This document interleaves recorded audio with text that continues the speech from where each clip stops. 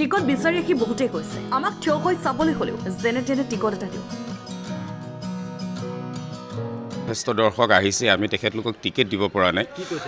তেখেতলোকে কয় যে আমাক আমি থিয় হৈ চাম, জুবিনদাৰ কাৰণে আমি থিয় হৈ চাম। মোক এজন মানুহে 10 দিনৰ কাৰণে টিকট বুকিং কৰিবলৈ দিছে। তেওঁ ৰৈ ৰৈ বিনালে সদায় চাম। কেতিয়া আপোনাৰ টিকেট 10 দিনৰ কাৰণে এজন মানুহে 10 দিনৰ কাৰণে 10টাকৈ টিকেট বুকিং কৰি থ'ব কৈছে। এজন মানুহে সদায় চাব। 4 দিনৰ বাবে লখিমপুৰৰ প্ৰতিটো হলতে বুকিং হ'ল। জুবিনদাৰ ৰৈ ৰৈ বিনালে ছবিখনৰ টিকট। লখিমপুৰৰ প্ৰতিটো হলতে এতিয়া বৰ্তমান ভিৰ কৰি আছে আৰু আমি প্ৰথম 4 দিনলৈকে আমাৰ সম্পূৰ্ণ টিকেট বিক্ৰী হৈ গৈছে। জুবিনদাৰ শেষৰখন ছবি ৰৈ ৰৈ বিনালে চলচ্চিত্ৰখনৰ টিকটৰ বাবে হেতাও পৰা এতিয়া লখিমপুৰ। কালি আমি প্ৰায় ইয়াৰ পৰা টিকেট দিব নোৱাৰি পিনে প্ৰায় 12:30 বজাত ৰাতি ইয়াৰ পৰা গৈছোঁ।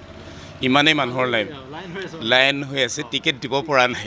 লখিমপুৰৰ গ'ল নক্ষত্ৰ আৰু বিশ্ব টকিজত এতিয়া একেৰাহে চলিব 500টাকৈ দৰ্শন। ৰৈ ৰৈ বিনালে ছবিখনৰ টিকটৰ বাবে ৰাইজৰ আগ্ৰহ দেখি হতবাক চিনেমা হলসমূহৰ কৰ্মকৰ্তা।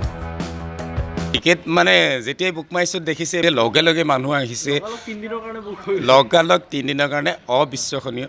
মানে মই কোনোখন চিনেমা তেনেধৰণে টিকেট বুক হোৱা দেখা নাছিলোঁ আগতে। বৰ্তমান চলি থকা হিন্দী ছবিও বাতিল কৰি দিছে লখিমপুৰৰ চিনেমা হলসমূহত। এতিয়া আপোনাৰ থামা আছিলে, কেঞ্চেল হ'ল।